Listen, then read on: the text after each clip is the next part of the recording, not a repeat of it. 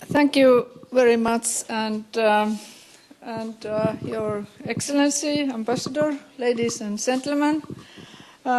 It's really great to be at this stage, and I thank for this opportunity to comment the establishment of this network.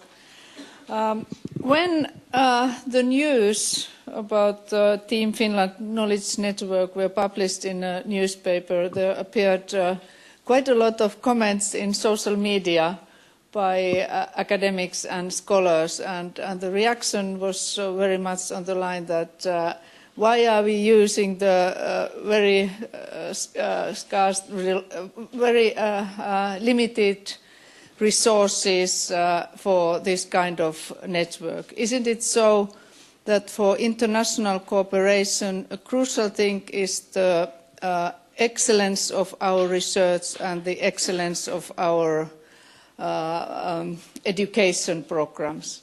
And indeed that is true. I think that without excellence in research, without excellence in our research environment, without very well planned and good study programs, there is no point to speak about enhancing our international cooperation.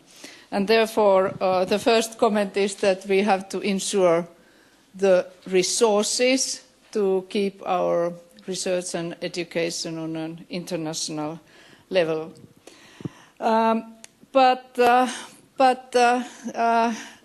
Having said that, it is important to facilitate international network, and it is important even beyond the kind of marketing of our country, its safe environment, its nature, good connections, whatever are important in a general kind of marketing of Finland, also in business. I think that what we should do in order to really benefit of this kind of network at the universities, we should include this internationalization to all of our planning of major programs, or platforms, whether in research or in education. We should have a strategic thinking to include internationalization to our planning, and I think that it is at this point we could benefit of this kind of network. I think that it could be most useful if it could provide advice and services for our planning at an initial phase when we are thinking about new areas of let's say multidisciplinary environmental research, for instance, or health research, or some wider education programs. And it would be useful if we could contact these kind of ambassadors also already at this stage, and they could tell us whether there could be interest in those fields or those programs in a given country or in a region.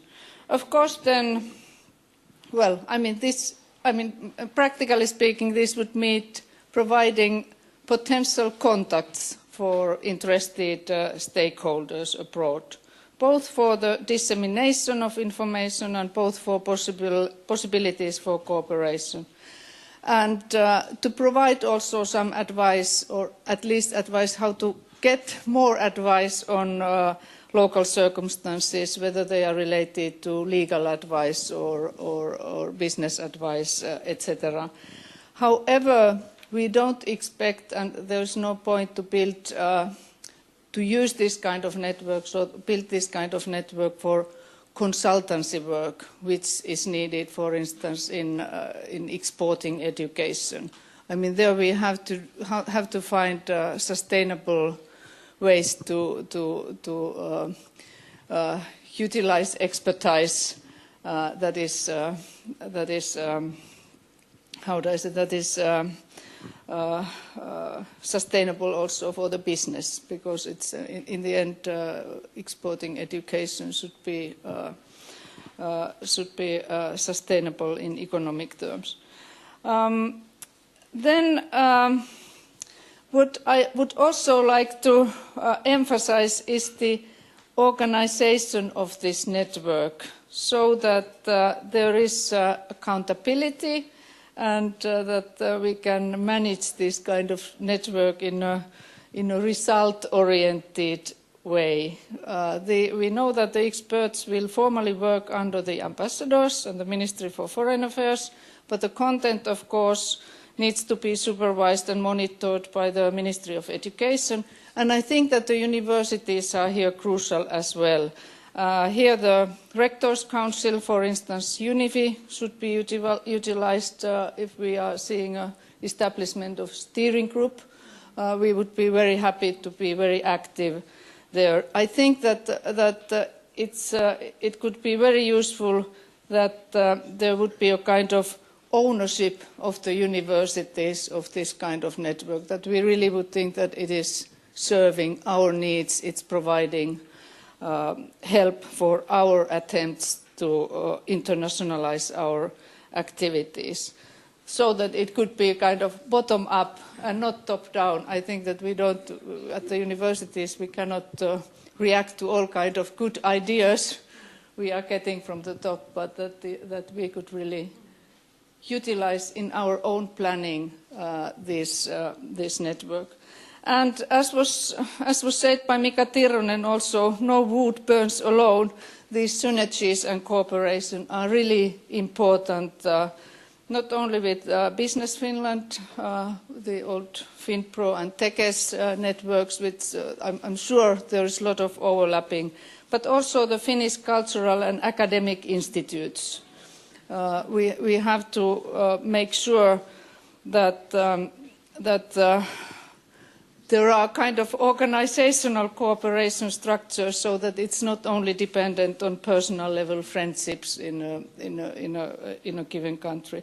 We have to ensure that the resources are used wisely and within the overall network of Finnish representation abroad. And then on the behalf of universities, we have to bring our own international networks to this cooperation, such as European Universities Association and its sister organizations like the Association of African Universities, for instance. I mean, all these networks already involve a lot of cooperation that clearly would benefit also about this Team Finland knowledge network. So these are my main points. Thank you. Thank you, Liisa. And now Juha, please. Juha Kämäri is representing ARENE. Please. Thank you. Your Excellencies, ladies and gentlemen. So Mika is offline, so I can speak freely now, right? And now I will give some praising words about him as well. I see my role representing ARENE here, Rectors Conference for the Universities of Applied Sciences, as a stakeholder. We have a lot of money at stake, but we have a lot of resources at stake. And we have a lot to achieve from this network. So there is a lot in the game at stakes. I would like to congratulate the Ministry for establishing this network. This is really an important network. And I try to explain why. And I echo some of Mika's words immediately, because I wanted to understand all the functions of the network. There are 3 major goals that are mentioned in this flyer here, but there are so many functions that we cannot even imagine all of them at this point. Of course, we have some experience from Mika for 5 years in Beijing, and that gives some background to us what kind of achievements can be promoted. And I heard words from Mika's voice: understanding, helping, PR, networking machine, marketing, ambassadors of knowledge. And if you want to crystallize all these words into one word, or like Tapio in the minister's speech used the word diamond, I think the word is facilitate, and I heard Liisa to use that word. Mahdollistaja in Finnish. The network, or more precisely the experts in the network, the persons, not only abroad, also here in Finland, working for this network, are facilitators. And this is something that we have to keep clearly in our minds. There are critical issues that we should be aware of and considered, and should be considered by the steering group and also those who are going abroad. Even though they work for Finland in Beijing or Moscow or Buenos Aires, they are not creating the strategies or the work plans for internationalization. We are. We at the higher education institutions and other organizations, we are creating the work plans and strategies. We should be clear in our heads what we want, actually. And between those two players, those experts abroad and we here at the home bases, there should be a bridging function, a library bridge actually, that bring across those ideas, work plans and strategies to be executed by and facilitated by the experts abroad. And my feeling is that the Rectors Conferences, both UNIFI and ARENE, can take some of the bridging functions for that what I mentioned, but not all of them. There should be other networks as well operating. There should be clear understanding within the higher education institutions what can be done and what should be done. And the international coordinators within each organization should also be involved in order this to be 100% working and productive. Of course, there are a lot of practical issues now since this is starting its work. Of course, the first real important practical issue is the selection of the experts. We need the best possible experts to be there. And there are a lot of expectations, of course, with that respect. So I see some very positive and bright future ahead for this network, and I clearly want the higher education institutions to support this. Thank you very much. Thank you, Juha, and thank you, Liisa. At this stage, we could have some discussion. If you want to raise some issues, if you have some concerns. Marianne is here still.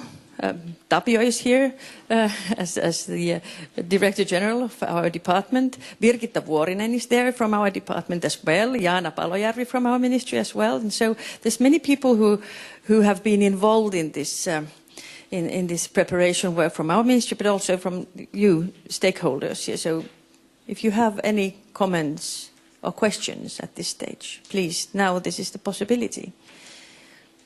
Ja voi käyttää suomea tietenkin myös, jos on helpompaa. Okay. Maria, please. Maria Lima Toivonen is from VTT and a member of the forum. Now that you announced I'm from VTT, I would like to express the view from the research and technology organizations that in the speeches and in the program, I saw then less emphasized than the role of the higher education institutes. And then what is the plan how to involve the research and technology organizations then to make the bridge with the innovation aspect? Thank you very much. This is something that we have to take aboard in the forum, but now in the forum we have actually a member of Tulanet, and you are there as expert of innovation. And then we have Business Finland there, and then we have researchers, and I think that there is a good opportunity here to really think that how we work on these issues further, and then how we can organize different kind of discussions, dialogues, and so forth. Yeah, Minna, please.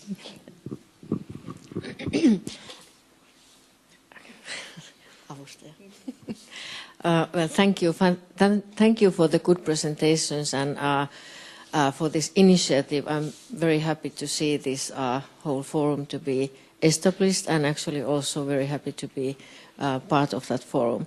And I read the documentation with a great interest, and I see there very important words and the goals. I see in Finnish it would be tavoiteasetanta ja mittaristot. So I see that this, for the whole international network what Finland has around the country globally, would be now very important to think first and to set the, in Hanken we have been setting and doing our strategy work now last year, and we've been discussing only about these KPIs. So I see the excellent opportunity now to set the KPIs for the whole this work in the way that actually we can reduce our individual work a lot. We just yesterday ended our application period for the international students, and we increased our applicants with the 70%. But it is a huge work when one individual organization does that only. So I see there is now a huge opportunity finally start doing like a whole country level work globally. And KPIs, now I have my very dear friend, colleague with me, Janne. I'm whispering to him now how we set the KPIs, and this would be a good thing to the whole team. So I'm extremely happy for whole this forum. Thank you very much. Johanna Hakala from Academy of Finland. Yes, hello everyone. I'm part of the steering group for the Team Finland Knowledge network. And I would like to ask the representatives of higher education institutions here, how do you see, I understand perfectly that educational expert must be very strategic, but how about other educational cooperation and research collaboration? Do you think it can be strategic at the level of the institution, and what is the stage in this strategic work?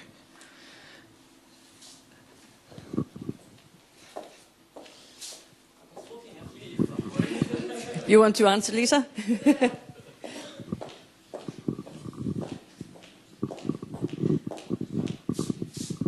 Yes, I think it can be, and it should be, because we can find synergies between education and research, and also having impact in policy issues, for instance, and therefore at the universities we have been already looking for, and some universities have already named strategic partners with whom we have cooperation at different levels, and also these international networks like European University Associations or leading European research institutes, LERU. I mean, they involve both research and teaching activities and exchange programs. Much of this cooperation is done at the level of departments and even subjects and individual professors, and that is very good, and we have to support them at that work. But what this network can provide is a kind of prestige to get connections to the institutional level, and that is how I think we should use it, and a kind of wise division of labor is needed, that not nitty-gritty issues are put in the hands of these experts, but we really, also because they will be part of the embassies, I think that there's a kind of very institutional level that is important then, and can open doors for us to make official agreements at the university level.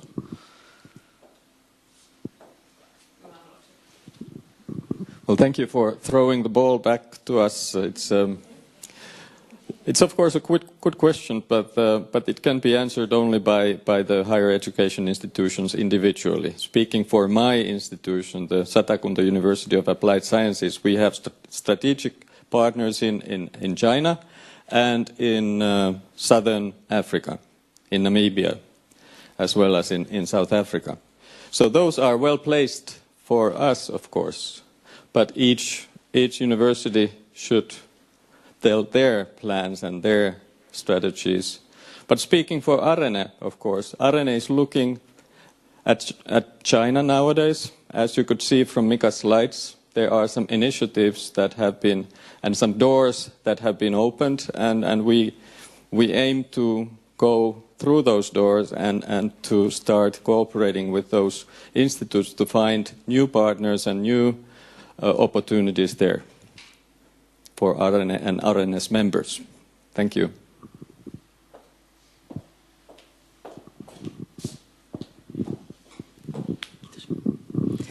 Okay. Is there any other comments or questions? Melissa Plus, please, from UNIFI. Thank you, Tina. Yes, I'm Melissa Plath from UNIFId, which is the Finnish University Partnership for International Development. I think that this network will be very interesting. We're really excited to see what this can do in terms of supporting collaboration. But what we would like to see, and perhaps the network can focus on this a little bit, is the role of global responsibility. We were missing that a little bit from the strategy and from the way forward, and we would like to see how this network can really support the universities, higher education institutions fulfilling that important role of global responsibility. Thanks. Yeah, it's a very important message, and I think that's for the forum to think that how we can go forward with that.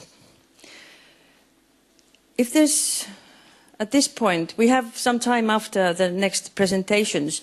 So, as you saw from the program, we have kind of two parts of this event. The first one was concentrating on this Team Finland Knowledge Network, and the other part will concentrate on two other issues that are very important part of this whole new strategy, linjaukset, the policies to promote international Finnish higher education and research. It's a document that was published last year, and as you can see, that we have here different kind of sections or parts of the guidelines. But then there is one very important here underneath the balls. It's the genuinely international higher education communities, and that's one key issue for the forum to think about. And then very important part is this a warm welcome to Finland, and this is something that we have to think, and it's very actual at the moment. It's discussed very much that how we can attract talents to Finland. It's students and then actually all other talents as well. So, and this is why this other section or the other part of this event will be done so that first Adam Smale will talk about this attraction part, and then David Hoffman will talk about the genuinely international higher education community. Is it a dream or is it something that we have somewhere in mind, but how we can go further to it. But now I would like to give the floor to you, Adam, please.